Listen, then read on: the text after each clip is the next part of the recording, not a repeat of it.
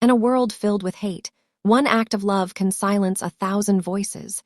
This story will break your heart, and maybe heal it too. I'm Mr. Edwin, and this is Mr. Edwin Stories, where we bring you the tales that the world tries to forget. Before we begin, hit the subscribe button and join a community that believes in truth, emotion, and stories that move souls. Now listen closely, because what you're about to hear will stay with you forever. The rain had not yet fallen that day, but the sky already looked like it was weeping. Gray clouds hung low over the torn fields of war, a place where young men forgot what laughter meant, where dust and death danced together in silence.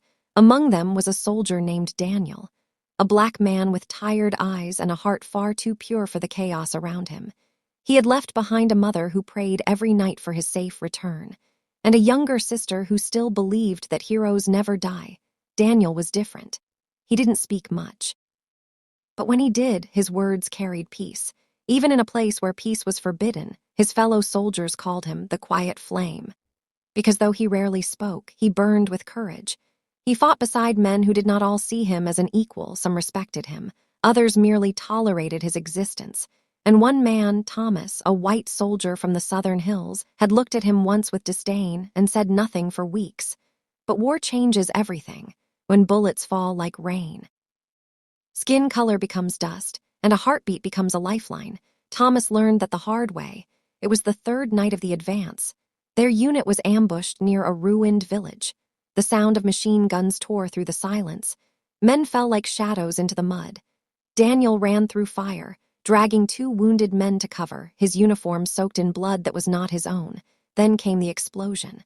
A grenade rolled near Thomas's feet. Time slowed. Fear froze every muscle in his body, but not Daniel, no. He didn't think, he didn't hesitate. He lunged forward, grabbed the grenade, and threw it back before it could end them all. The blast went off midair, but the shockwave threw Daniel against the wall, shrapnel tearing through his shoulder and chest. Thomas screamed his name, crawling through the debris to reach him. Daniel smiled faintly, even as the light dimmed in his eyes. "You're safe now," he whispered, his breath trembling like a dying flame. Thomas shook his head. No, don't you dare leave me." But Daniel's eyes closed, and his hand fell limp, still warm from the life that had just left it. The war went silent in that moment, at least for Thomas. Everything else became noise. The battle, the gunfire, the orders, none of it mattered, because in that broken corner of the world, a man had given his life for him. A man he had once judged by skin, not soul. That night, Thomas wrote a letter, his hands shaking, his heart breaking. To his mother, he began. "I don't know if words can carry the weight of what your son did, but he saved me. He saved all of us, and I'll never be the same." When they returned home, medals were handed out, names were spoken, and silence followed when Daniel was mentioned. Some clapped half-heartedly, others looked away. Thomas stood still, the medal that should have been Daniel's hanging in his pocket, his guilt heavier than the war itself. He wanted to visit Daniel's family. He wanted to kneel before the mother and tell her that her son was the bravest man he'd ever known. But fear held him back, because his father, a man whose hatred was carved deep into his bones, would never forgive him for saying those words aloud. And so Thomas stayed silent, while Daniel's family planned a funeral no one promised to attend, a funeral for a hero who had died saving a man who couldn't even speak his name in public. And as the sky began to turn gray once again, the rain that Daniel had once looked up to finally began to fall, soft, endless, and alone. The letter took 3 weeks to reach its destination. It arrived in a small, quiet town where the sound of church bells still meant hope, where the air smelled like rain and baked bread, where a mother waited every morning by the old wooden porch. Her name was Martha, and her hands had grown thin from worry. Every sunrise she walked to the mailbox. Every sunset she whispered her son's name, sometimes. She imagined his voice carried by the wind. Sometimes she dreamed that he would come walking down the path, wearing his uniform, smiling like he used to when he left for school. But the day the letter arrived, the wind did not sing. It only sighed low, heavy, like a prayer that already knew the answer. She held the envelope close to her chest, her fingers trembling as she recognized the military seal. Inside was a folded paper. The ink had bled a little, as if the writer's tears had fallen on it. She sat down on the wooden chair by the window. The one Daniel used to fix before he left. She opened the letter slowly, her eyes tracing the first line. Dear Mrs. Williams, I am writing this with a heavy heart. Your son saved my life. Her lips parted. Her eyes filled before the second line could reach her. She read on, each word carving its way into her chest. He didn't just save me. He saved every man who stood beside him that day. He was brave, he was kind, and he died like a hero protecting men who did not deserve his grace. The letter was signed by Thomas, a name she did not know. But by the end of the page, it felt like she did, because every sentence was soaked in guilt. Every word was a confession. Every line carried the weight of a man who had seen love in the purest form and realized it too late. She placed the letter on the table, folded her hands, and whispered, Thank you, my son, even in death, you gave life. That evening, she walked to the small church at the end of the street. The bell tower stood still. The sky had turned pale with drizzle. She met with the pastor, an old man with kind eyes who had baptized Daniel when he was just a boy. She told him she wanted to plan the funeral, simple, quiet, but filled with love. The pastor nodded. He promised to spread the word, to invite the people, to honor the soldier who gave his life for others. But in the days that followed, the town stayed silent. Some neighbors turned their eyes away when they passed Martha on the street. Some whispered behind closed doors. Others said, He died in their war, not ours. And one woman muttered under her breath, It's sad, but maybe he shouldn't have gone there in the first place. Martha heard it all, but she didn't answer.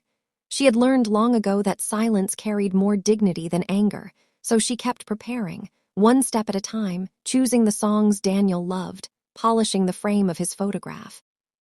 Laying out his uniform on the bed, every night she sat beside it, as if waiting for him to wear it one last time. Meanwhile, Thomas sat miles away, at his father's farmhouse, the medal that belonged to Daniel still clutched in his palm. He read the letter he'd written again and again. Each time it felt smaller compared to what Daniel had done. He wanted to attend the funeral, to look into Martha's eyes and say, Your son saved me. But when he told his father, the man slammed his hand on the table. You're not going anywhere near that funeral, he said, his voice sharp, filled with venom. You're not standing beside them, do you understand? Thomas froze. He had fought in a war where bullets didn't scare him, but in his father's voice. He heard a kind of hate that made him tremble, a hate that was passed down like an heirloom, old, poisonous, and proud. That night he sat alone by his window, the metal glinting faintly under the lamplight.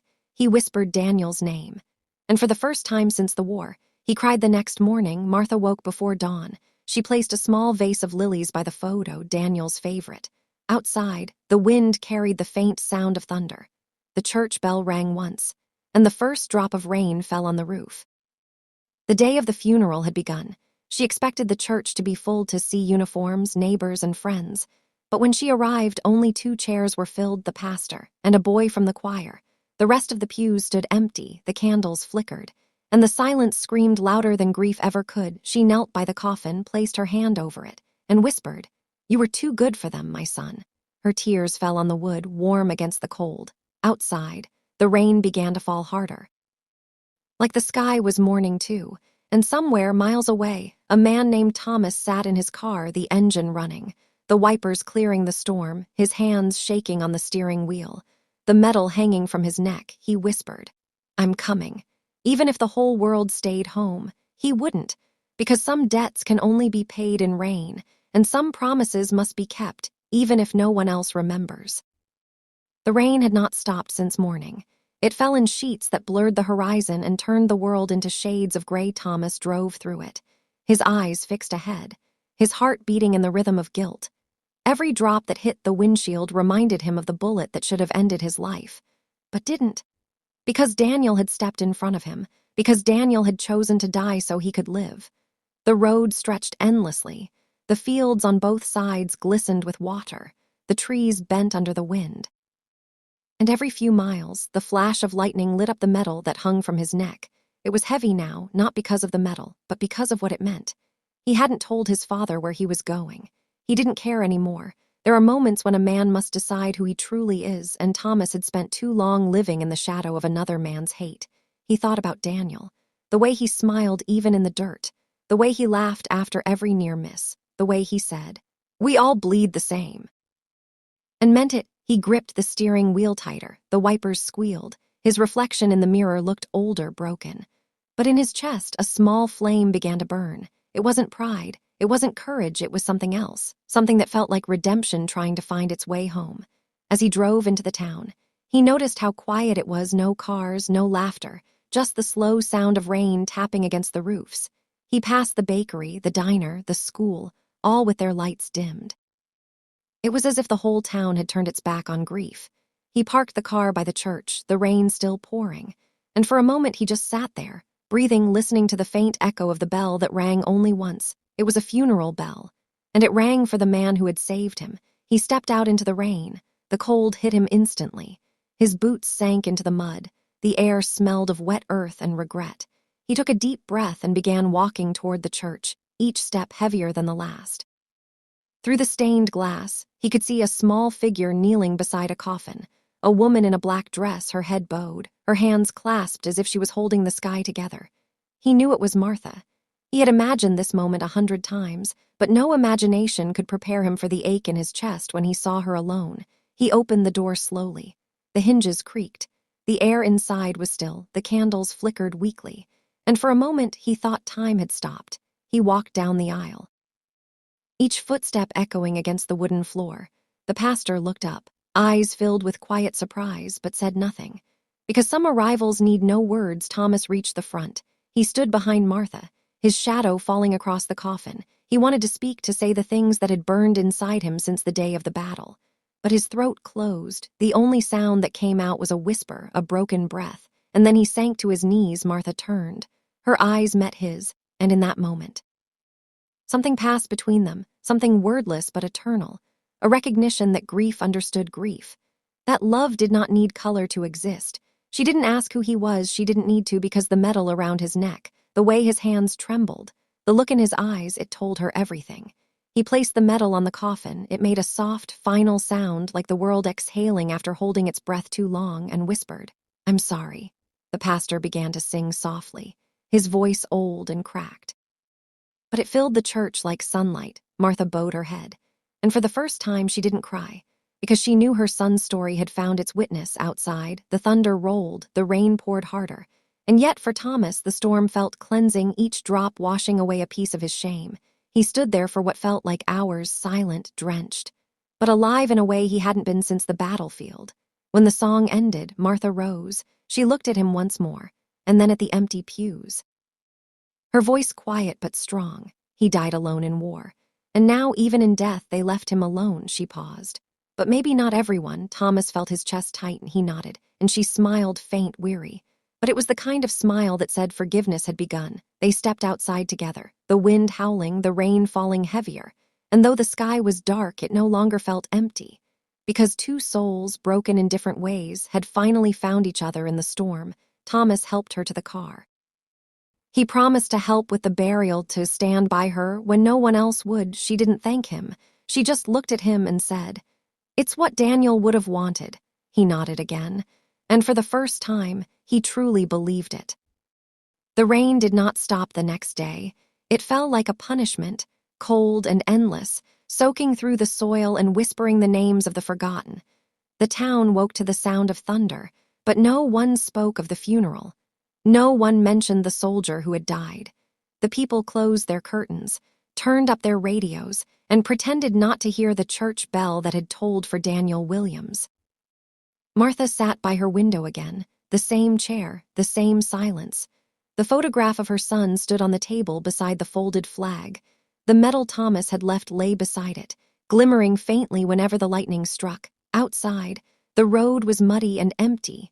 No one came to offer comfort. No one brought flowers or prayers. The world had turned its back once more. Thomas had stayed the night in his car outside the church. He could not bring himself to drive away. Something inside him told him that leaving now would mean running from the truth again, and he had done enough running in his life. He had watched a good man die. He had kept silent when people made jokes about the color of another soldier's skin. He had nodded along when his father said, "They're not like us." But now, sitting there in the cold morning, watching the rain fall over the graves, he knew the truth. They were better, kinder, stronger. The next morning, he went into town. The streets were slick and quiet. He stopped at the coffee shop. the same one where he used to sit before the war. When he walked in, the room fell silent. The owner, a heavy-set man with gray hair and small eyes, looked up. "You're Thomas," he said, his voice flat. Thomas nodded. "Back from the war," the man added, wiping the counter. "Back," Thomas answered. He ordered a cup of coffee and sat near the window. The people inside pretended not to stare, but their eyes kept returning to the medal that hung from his neck. And when they realized whose name was engraved on it, Daniel Williams, their whispers began. One man leaned closer to another, his voice low but sharp. "He was at that funeral yesterday." The other man frowned. "The one for the colored soldier." "Yeah." Stood there like a fool in the rain. The first man laughed softly. "Guess the war knocked his sense out." Thomas heard them, every word cut like a blade. But he didn't look up. He just stared at the rain sliding down the window. It looked like tears running down glass. And in that moment, he wondered how a town could be so small and so cruel. When he finished his coffee, he stood up, left the money on the table, and walked out. Outside, the sky had darkened again. The wind was colder now. He walked past the post office, the hardware store, the diner. Everywhere he went, he felt the stares, the unspoken accusation. "You don't belong with them." That afternoon, he drove back to Martha's house. She was outside tending to the small garden Daniel used to help her with. Her hands were in the soil, planting lilies in the rain. When she saw him, she smiled faintly. "You came back," she said softly. He nodded. "I couldn't leave." She didn't ask why. She didn't need to. They worked together in silence, planting, digging, pressing seeds into the wet earth. The rain fell gently now, like the storm had run out of anger. And for the first time, Thomas felt peace, a small, fragile kind of peace that comes when a man starts to do the right thing, even if no one else sees it. As they worked, a car slowed down on the road. Inside were two men from town. They rolled down their window. One of them spat on the ground and muttered. "Look at that traitor planting flowers," for one of them. Then they drove off laughing. The sound faded into the rain. But the sting of it stayed behind. Martha didn't flinch. She just kept working, her voice steady. "Don't mind them. Hate always travels in packs. But truth walks alone." Thomas paused, looked at her hands, at the dirt, at the flowers blooming even in the storm, and he realized that this woman, fragile in frame but unbreakable in spirit, was everything his world had failed to be. He looked at the grave nearby, the simple wooden cross marked with Daniel's name, and he whispered, "I'll make them remember you." That night, he drove home to confront his father. The old farmhouse stood at the edge of the field. The lights were on. Inside, the man sat by the fire, the newspaper open on his lap. When Thomas entered, he didn't speak. His father looked up, his eyes cold. "You went, didn't you?" Thomas nodded slowly. "I did." His father slammed the paper shut. "I told you not to. You embarrassed this family." Thomas took a step forward. "No," he said quietly. "I honored someone who saved me." His father's face turned. "You dare defend him in this house?" Thomas stared at him. And for the first time in his life, he saw the man not as a father, but as the source of everything broken in him. The silence stretched long, heavy. Then Thomas said, "Then this isn't my house anymore." He turned and walked out. The rain met him again, but this time it didn't feel cold. It felt like freedom. Behind him, the old man shouted something, but his voice was lost to the storm. Thomas didn't look back. He drove until the lights of the farmhouse disappeared behind the fog, and all that was left was the sound of his tires on the wet road, and the metal clinking softly against his chest, a reminder of who he owed his life to, and who he was meant to become. Days turned into weeks, and still the rain did not stop. It came and went like grief itself, sometimes gentle, sometimes heavy. But always there, Martha's house became a quiet sanctuary at the edge of the town. Each morning, she walked to the grave and placed fresh flowers. Each night, she lit a candle by the window. The people in town said nothing, but their silence had a way of speaking. And in that silence, both cruelty and guilt grew. Thomas stayed. He could not bring himself to leave. Every day he helped Martha with small things, fixing the fence, repairing the roof, bringing food from the market. It was as if he was trying to build something good in the ruins of what hate had destroyed. But no matter how much he worked, he could still feel the eyes of the town on his back, judging, whispering, waiting for him to apologize for standing beside a black mother's grief. One morning, as he walked through the town square, a group of men were gathered outside the barber shop, their voices low, their eyes sharp. He could feel their hatred before they even spoke. One of them, a man with a cigarette hanging from his lips, said loudly enough for everyone to hear. "There goes the hero who fights for the wrong kind of people." The others laughed. The sound cut through the air like a blade. Thomas stopped. He looked at them, not with anger, but with a sadness too deep to hide. He wanted to speak, to tell them what Daniel had done, how he had taken a bullet meant for him, how he had smiled through the pain and whispered, "Tell my mother I kept my promise." But the words felt too sacred to throw before mockery, so he kept walking head high. Heart heavy that night, he sat in the church alone, the candles flickering, the rain tapping on the roof. He thought about Daniel's sacrifice, about the empty pews, about the people who would rather forget than face their own shame. And something inside him began to stir. It was not anger. It was conviction, a voice whispering that some truths should not stay buried. He stood up and walked to the front of the church. His reflection in the glass of the coffin's photograph looked tired but determined. He took a deep breath and made a promise. He would tell Daniel's story even if no one wanted to hear it, even if it turned the town against him. Because silence had already killed too much. The next morning, he went to the local paper. The editor, an older man with silver hair and weary eyes, looked up from his desk. Thomas placed a folded letter on the counter. "What's this?" The editor asked. "Something you should print," Thomas said. The man opened it. Inside was the story of Daniel Williams, written in simple, honest words. How he had saved the lives of 3 men, how he had died in their place, how the town had refused to honor him, and how one man, the one he saved, could no longer stay silent. The editor read it twice, then looked at Thomas. "You know this will cause trouble," he said quietly. Thomas nodded. "Truth always does," the man sighed. Then said, "It deserves to be told."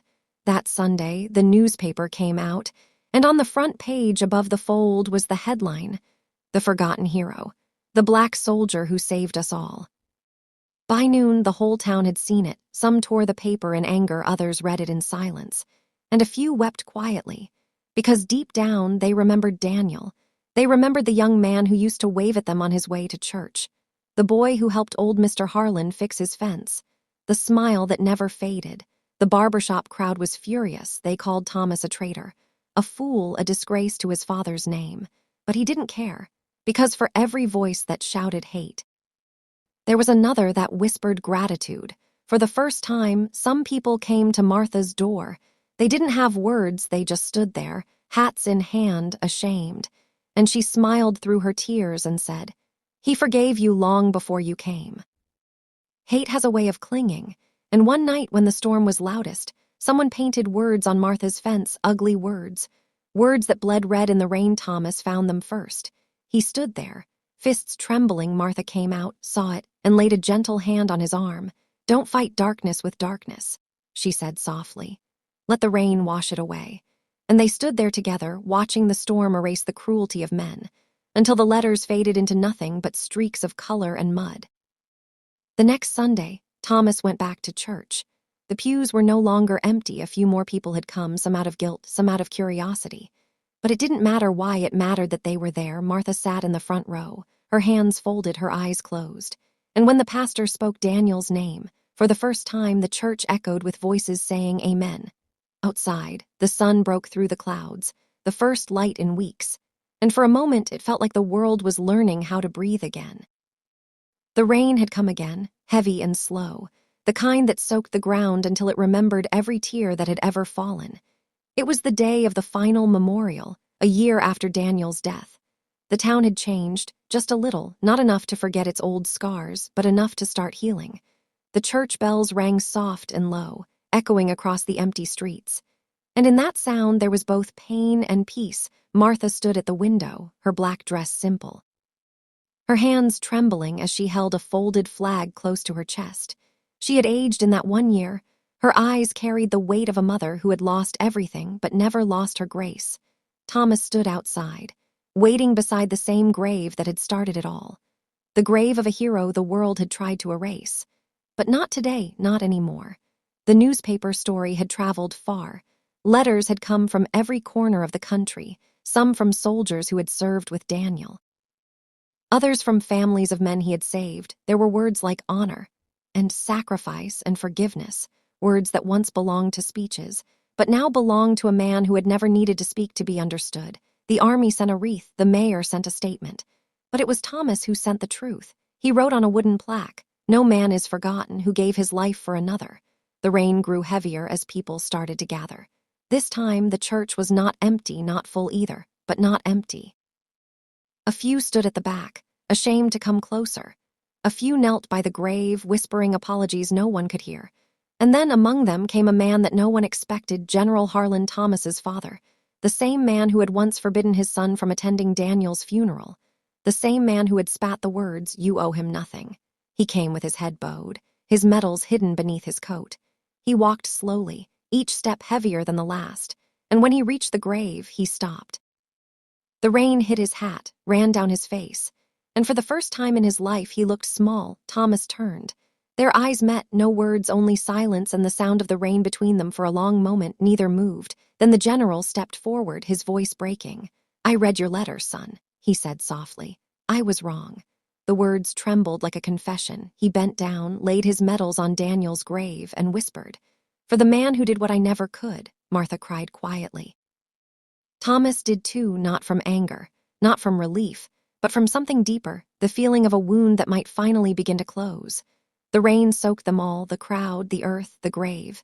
And in that storm there was a kind of baptism, a washing away of shame, of pride, of hate. When the ceremony ended, most people left, but Thomas stayed. He stood beside the grave long after the others were gone. The sky had turned gray. The wind carried the smell of wet soil and smoke from distant chimneys. He looked at the name carved in the stone, Daniel Williams, a soldier, a friend, a hero. And beneath it, in smaller letters, "He died so others could live." Thomas knelt down, placed his hand on the cold stone, and whispered, "I kept my promise." He didn't hear the footsteps at first. But when he looked up, there was a young boy standing near the gate. He was holding a small flag, wearing a coat too big for him. "Are you the man who wrote the story?" The boy asked. Thomas nodded. The boy smiled shyly. "My dad said Daniel saved his life," he said, and he placed the flag gently beside the grave. Then he ran back to his mother, who was waiting under an umbrella at the road. Thomas watched them go. And for the first time in a long while, he smiled because he knew Daniel's story would live on, not in books or headlines, but in hearts, in whispers, in the quiet courage of those who remembered, as the rain began to fade. The clouds parted just enough for a single ray of sunlight to fall across the grave. It glowed softly, like a promise kept. And in that light, Thomas could almost hear Daniel's voice again, calm, warm, steady. "You did good, brother." He stood there for a while longer, until the sun began to sink and the world felt quiet again. Then he turned and walked away. Not because he was leaving, but because he knew Daniel would always be with him. Behind him, the red flowers on the grave swayed in the gentle wind. And as the church bell rang one last time, the sound carried through the valley, across the fields, through the town. A soft reminder of a truth too powerful to bury, that no act of love, no act of sacrifice, no act of courage ever truly dies. It lives on, even in the rain, even in the silence, even when no one comes, because somewhere, someone always remembers. And as the last drop of rain touched that lonely grave, one thing became clear. Sometimes, the world doesn't clap for the ones who give everything. Sometimes it forgets their names. But real heroes, real love, don't need applause to live on. They live in the choices we make, in the people we save, in the hearts that remember when the world tries to forget. Daniel didn't die in vain. His courage became a seed, buried deep in the soil of hate. And from that soil, something beautiful grew: forgiveness, understanding. And a reminder that even the smallest act of love can shake a generation. So when you see injustice, when you see someone standing alone in the rain, remember Daniel. Remember that a single act of courage can rewrite history. This is Mr. Edwin Stories, where we tell the truths the world tries to hide, where every story has a heartbeat, and every voice, no matter how silent, deserves to be heard. If this story touched your heart, if it made you think, if it made you feel something real, then don't just scroll past. Hit that subscribe button, join our family.